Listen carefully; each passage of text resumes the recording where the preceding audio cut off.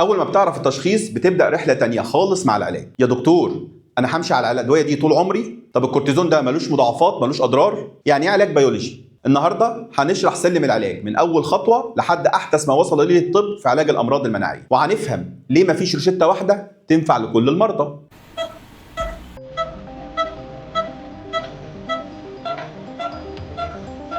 مش كل ألم في البطن مجرد قولون، وأحيانا الجسم بيهاجم نفسه. التهاب الأمعاء المناعي مرض مزمن لكنه مش خارج السيطرة.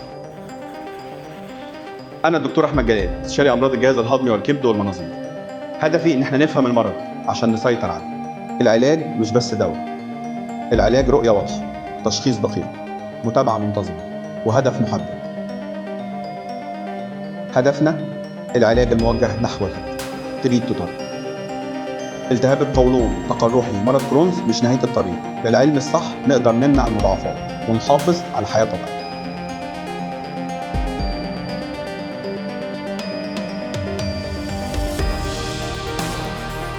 قبل ما نقول اسامي الادويه لازم نفهم احنا بنعالج ايه. احنا عندنا هدفين. اول حاجه تطفيه الحريقه اللي موجوده، اخماد الحريق اللي موجود ده، اعمل اندكشن، ودي لما تكون الحاله سايره والاعراض شديده. مهم قوي الحاجه الثانيه ان انا احافظ على الهدوء، المينتننس، ان انا احافظ ان المريض داخل في مينتننس، داخل في كمون، وده الاهم، اننا نمنع الحريقه ترجع تاني. لو وقفت علاجك لمجرد انك بقيت كويس، انت كده بتدي فرصه للمناعه انها تهاجم اشرس من الاول. علاج الامراض المناعيه عامل زي السلم، احنا بنطلع فيه حسب شده الحاله، بسيطه متوسطه. اول حاجه بنستخدم الادويه الموضعيه زي الفايف ازا، البنتازا والسلازوبيرين. دول مجرد كريمات للامعاء، ينفعوا جدا في الحالات البسيطه والمتوسطه من القولون التقرحي. ومثبطات المناعه دي حاجه تانية اقوى، بتحافظ على ان المرض يفضل في كمون، زي الاميران والاسايوبرين. دول وظيفتهم يهدوا جهاز المناعه اللي مش عايز يسكت وبيهاجم الامعاء بضراوه. الكورتيزون هو الصديق اللدود. الكورتيزون هنا بيعمل معانا هو الراجل المطافي اللي بيطفي الحريقه اللي شغاله. مفيش زيه في سرعه اطفاء الحريق، بس مشكلته انه ما ينفعش تعيش عليه فتره طويله، هو مرحله انتقاليه بس لحد ما العلاج التاني يبتدي يشتغل. فلو الدكتور كتبه لك ما تخافش، ده هو ده اللي بيسيطر بيه على العرض.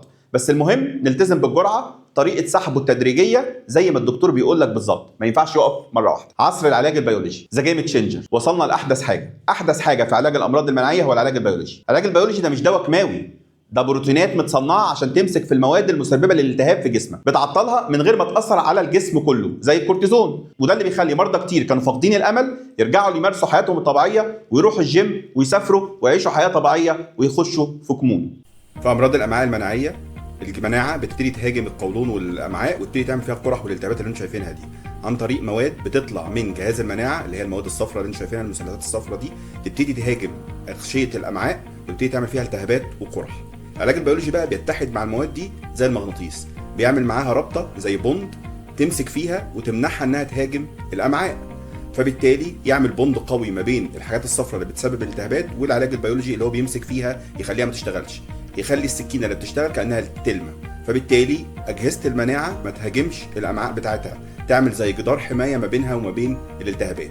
بعض انواع العلاجات البيولوجيه بتعمل زي طبقه حاميه زي شيلد كده يحمي ان الجهاز المناعي يهاجم الامعاء نفسها، فالامعاء ترجع طبيعيه بعد ما الالتهاب يقل ويبتدي يروح تماما، وبالتالي المريض بيرجع لحالته الطبيعيه وامعاءه ترجع طبيعيه تماما في عمليه الهضم وعمليه الامتصاص. قصه المريض بتبدا من قبل ما يتشخص، بعد كده بيبتدي يتشخص ويبتدي يحصل عنده اعراض، بيبتدي معاه بعد كده الكورتيزون يمكن يحسنه ويرجعه تاني للطبيعي، وده التارجت بتاعنا، لكن في بعض الاحيان بيحتاج انه يخش كذا مره انه ياخد كورتيزون، وده اللي بيخلينا نبتدي علاج بيولوجي، ودي المرحله اللي هي رقم 5 عشان اوصل للتارجت بتاعي. التارجت بتاعي ان انا اوصل للمريض يوصل لمرحله كمون. دي الاهداف اللي انا عاوز احققها في علاج امراض الامعاء المناعيه. واحد، مفيش اعراض، لا اسهال ولا دم ولا مغص. تاني حاجه ان العيان يحس انه احسن، ده اللي اسمه كلينيكال ريميشن. تالت هدف ان انا ما تخلوش ياخد كورتيزون فترات طويله. رابع هدف ان يحصل التئام انسجه. خامس هدف ان يحصل التهام تام، ديب ريميشن. واخر هدف ان انا اغير مسار المرض بتاعنا. دي العلاجات المتاحه لالتهاب الامعاء المناعي من الخمسينات.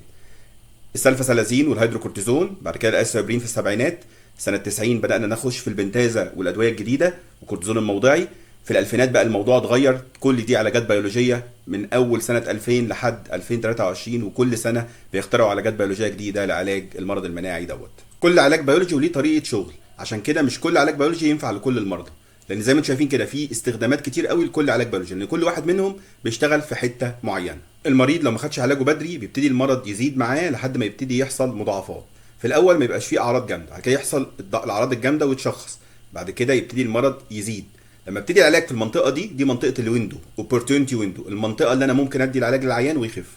لو انا ما اديتش العلاج بعلاج قوي الاعراض تبتدي تزيد ويبتدي يطلع الكيرف ده لحد فوق خالص، في حين لو ابتديت العلاج بدري انا بنزل الكيرف ده لتحت، فبالتالي باقي المريض من اي مشاكل تحصل له في المستقبل. ولو لا قدر الله حصل نشاط جديد بياخد سنين عقبال ما يوصل للكيرف اللي فوق العالي اللي احنا كنا ابتدينا بيه. الجمعيه الامريكيه صنفت مرضى الامراض الامعاء المناعيه لناس عاليه الخطوره محتاجين بيولوجي بسرعه، وناس قليله الخطوره.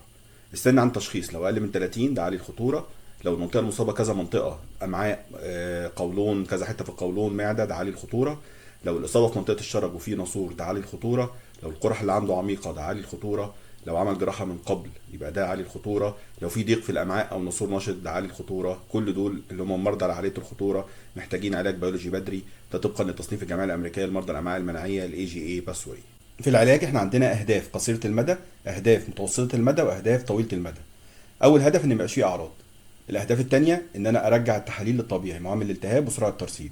الهدف الثالث ان التحليل الكالبروتكتين يرجع للطبيعي، وان النمو بتاع الاطفال يبتدي يبقى مظبوط. الهدف الاخراني ان يحصل التئام انسجه عن طريق المنظار.